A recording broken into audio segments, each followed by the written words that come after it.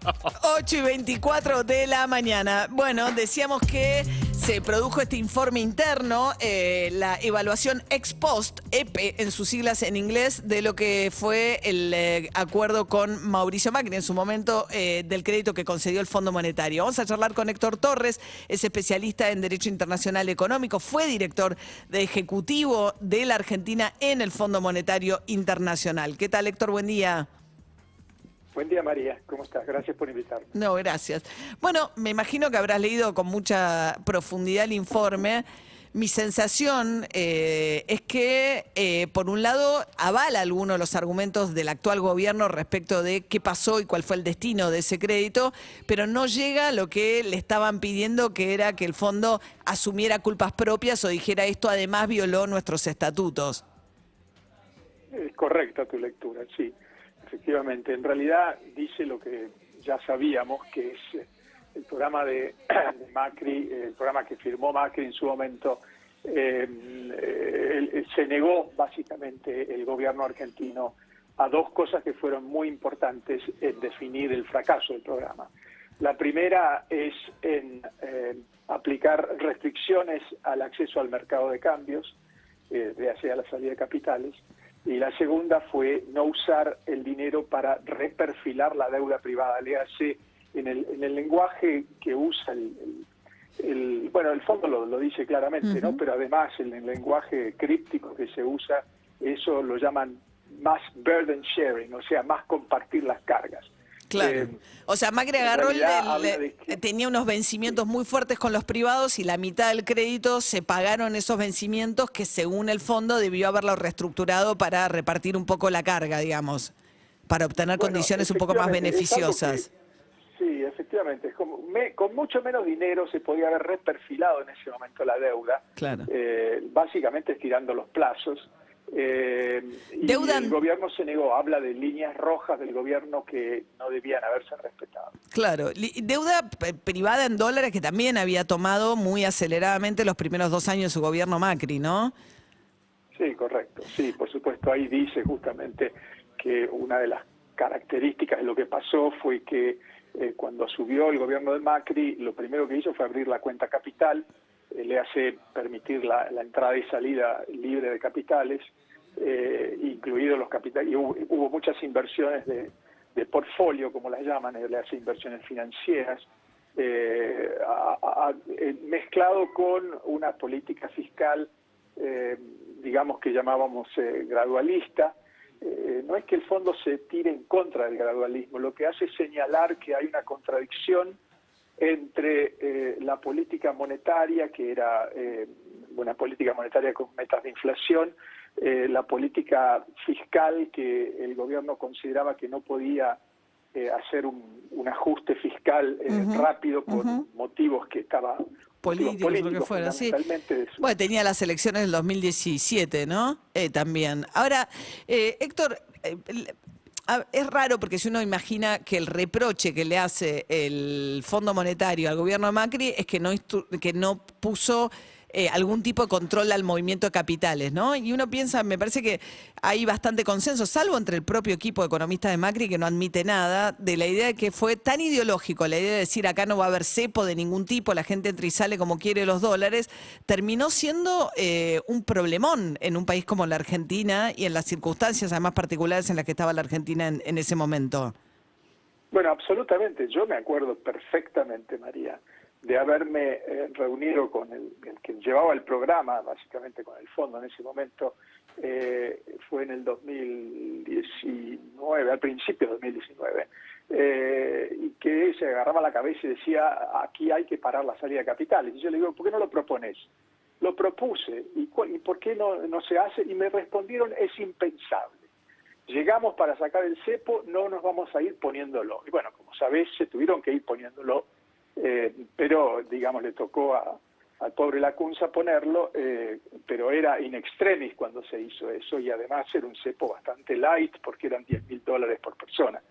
En realidad, si se hubiera hecho mucho antes todo esto, en el marco de una operación de reperfilamiento de deuda, el resultado hubiera sido otro. Probablemente el cálculo político era, si nosotros reperfilamos la deuda y cerramos la cuenta capital, o sea, ponemos un cepo de nuevo, estamos tirándonos un tiro en los pies y nos va a ir mal en las elecciones. Porque el cepo es Cristina, kirchnerismo, cepo, ¿no? Y había como la idea de adosar.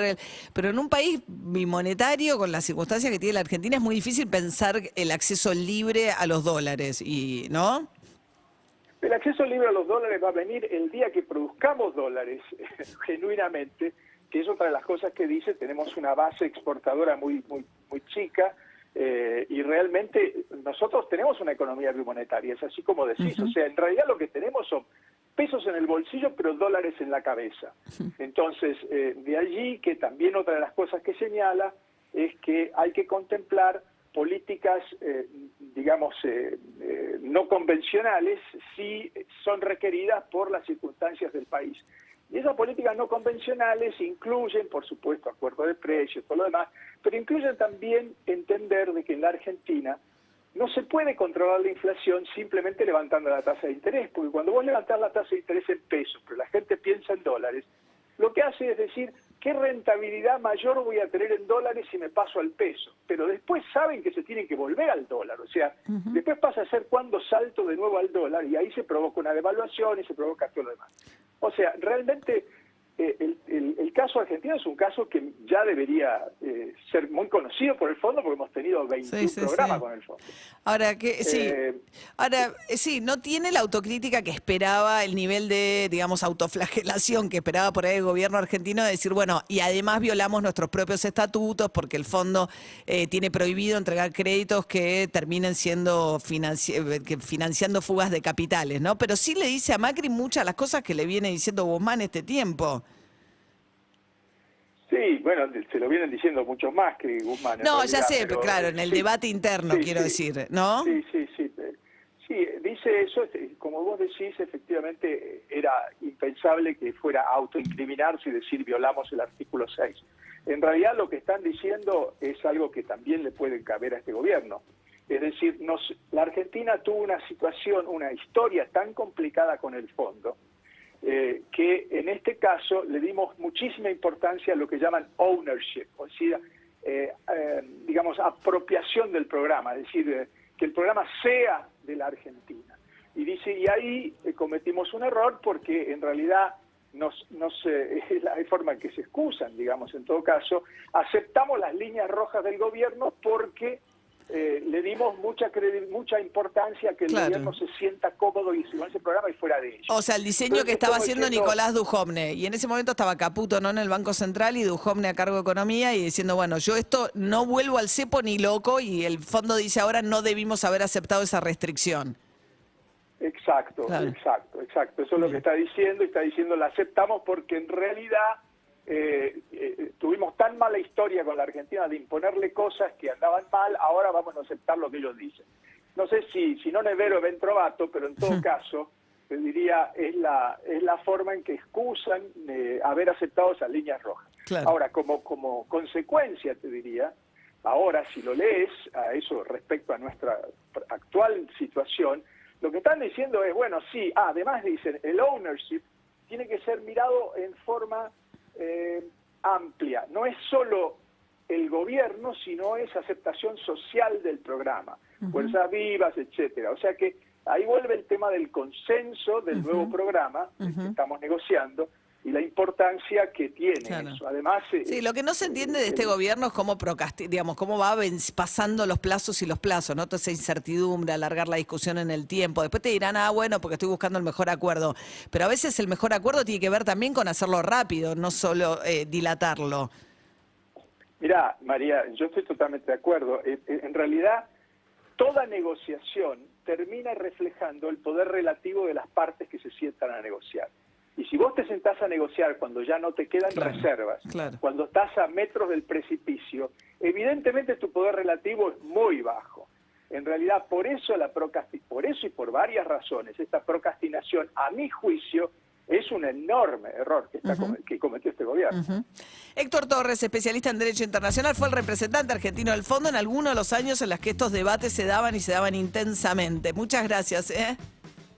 Al contrario, María, gracias a vos. Felicidades y gracias por habernos atendido todas las veces que llamamos este año, Héctor. Gracias. Gracias, felicidades. Gracias, hasta luego. Vamos a ver ahora qué nos dice Jopo. Auspicia el clima.